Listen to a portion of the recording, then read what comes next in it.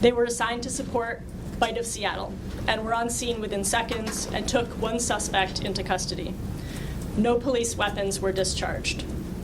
We believe that 2 people exchanged gunfire outside the Seattle Center Armory. 7 victims were caught in the crossfire, with a possible 8th.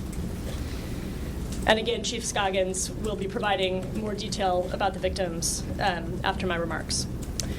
A 19-year-old man, a 44-year-old man, and a 56-year-old woman were killed.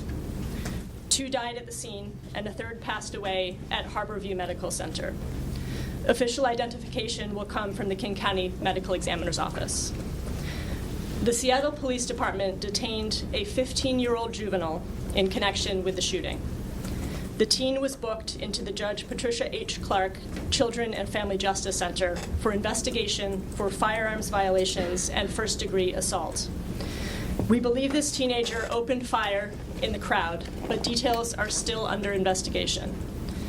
This individual will have a first appearance court hearing at 1:30 p.m. today. And again, we have not formally arrested anyone for investigation of homicide. We appreciate your patience, and we are releasing information when we can. Please remember that we are only 17 hours into this case. I know there have been a lot of questions about this, so I do want to briefly address the timeline last night.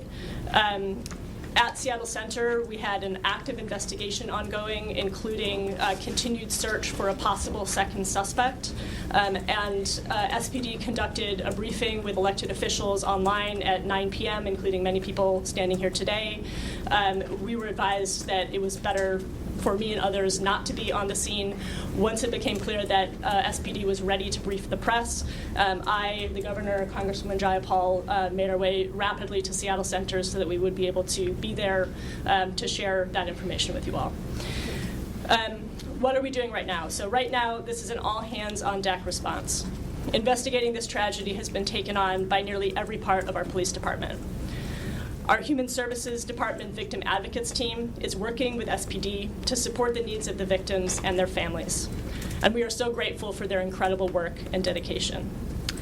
Two victim advocates work alongside SPD detectives in the Violent Crimes Unit to help survivors navigate the criminal legal system, understand their rights, and gain access to crime victims' compensation, among other resources. Community Passageways is reaching out to the affected families immediately and offering in-home support to help families to understand and navigate hospital, legal, victim support, and other systems. The organization is also convening an emergency meeting to assess the possibility of retaliation, identify ongoing safety concerns, and help the people involved to navigate those risks. Support is tailored to each family's circumstances. Our immediate priorities are to help families remain safe, reduce the risk of future violence, and make sure that they have practical and emotional support during the first days following this shooting. I want to acknowledge that this has been an especially tough week here in Seattle. Thursday night, there was a shooting near Aurora in North Seattle, again in Capitol Hill on Friday night, and now at the Seattle Center last night. While the police department continues their investigations, we cannot let up on implementing a multi-pronged gun violence strategy. We know that gun violence can be prevented. Evidence-based strategies have proven results in cities across the nation. We know that a successful gun violence reduction strategy is based on strong partnerships between community leaders who design and implement neighborhood-based prevention strategies, social service providers focused on the root causes of violence, community members with moral authority over group members who can deliver a credible message against violence, community members who can interrupt cycles of violence and de-escalate tensions before they erupt, and law enforcement who can hold group members accountable if they decide not to put down their guns. The City of Seattle is partnering with state, federal, and local government partners to launch a gun violence reduction strategy that will build on programs, services, and law enforcement efforts already underway. We will be bringing on an expert in gun violence reduction, including youth violence prevention, who will partner with city staff and our community-based partners. Chief Barnes and the Seattle Police Department will be implementing near-term strategies to amplify our summer efforts, and I'll let the chief describe those momentarily. We are committed to working in impacted neighborhoods across our city, from Rainier Beach to the Chinatown International District and Little Saigon, to Capitol Hill, to North Aurora, to address both the immediate impacts and the root causes of gun violence. And I also want to express appreciation for our City Attorney Erica Evans for her leadership in beginning to use extreme risk protection orders to take guns away from people at high risk of committing violence.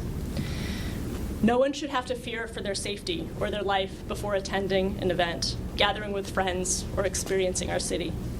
No parent should have to worry that their kid won't come home at the end of the day. My heart is with the victims of last night's tragedy and their families and everyone who is suffering for their loss.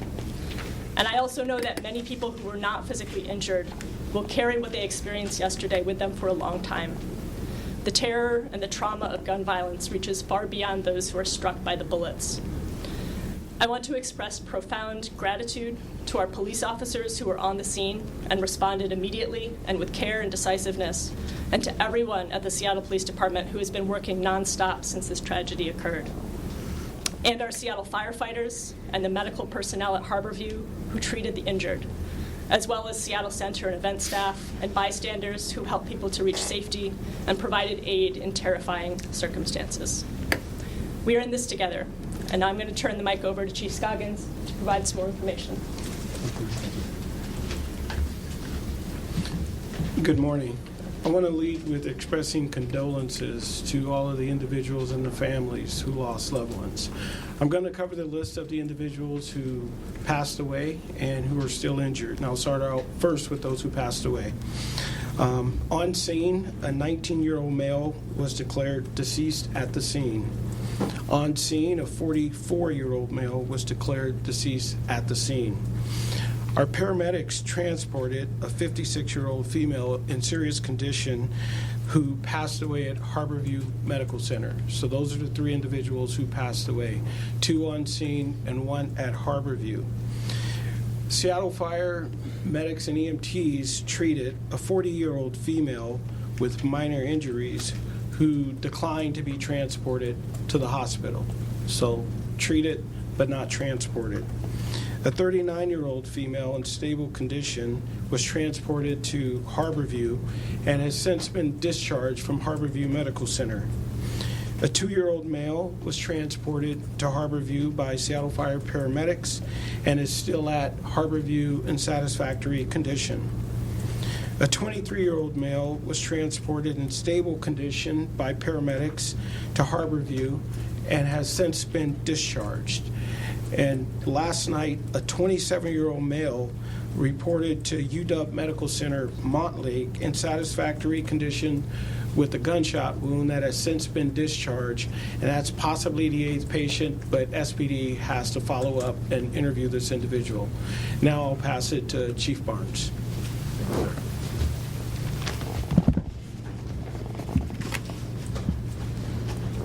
Certainly last night was a tragedy.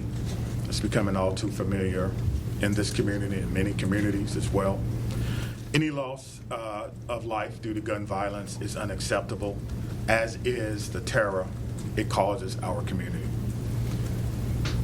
Our department has been taking a lot of steps to address gun violence this year, and those steps will be increased following this tragic incident last night at Seattle Center. An incident in which 3 people suffered fatal injuries. Our hearts as a department, as a city, as a county, as a state, goes out to those victims and all who were affected by this tragedy. Officers were assigned to work the Seattle Bite of Seattle event.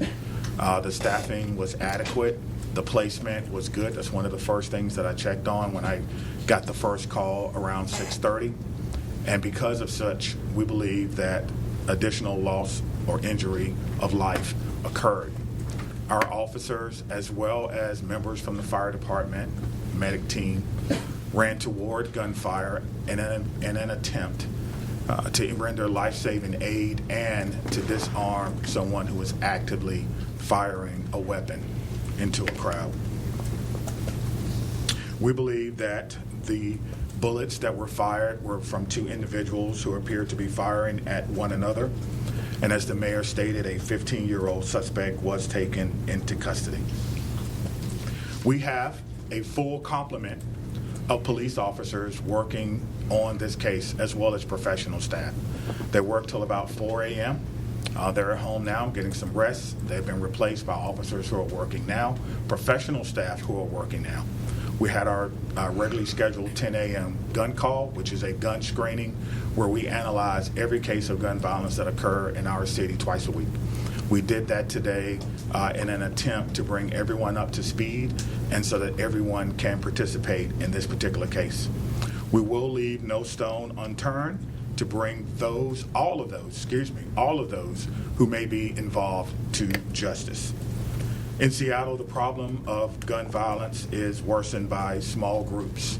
We have small groups that appear to be at odds with each other, and in our city, 0.01% of the population is connected to 52% of our shootings, most of which are young people, which is why our department partners with community members, with our mayor's office, with our prosecutors and our federal partners, some of which are here today, to find the underlying causes of this.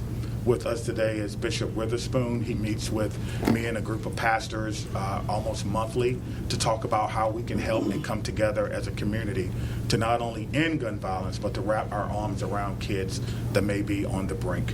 This is very important work, I believe. This is the work that I got into policing to do.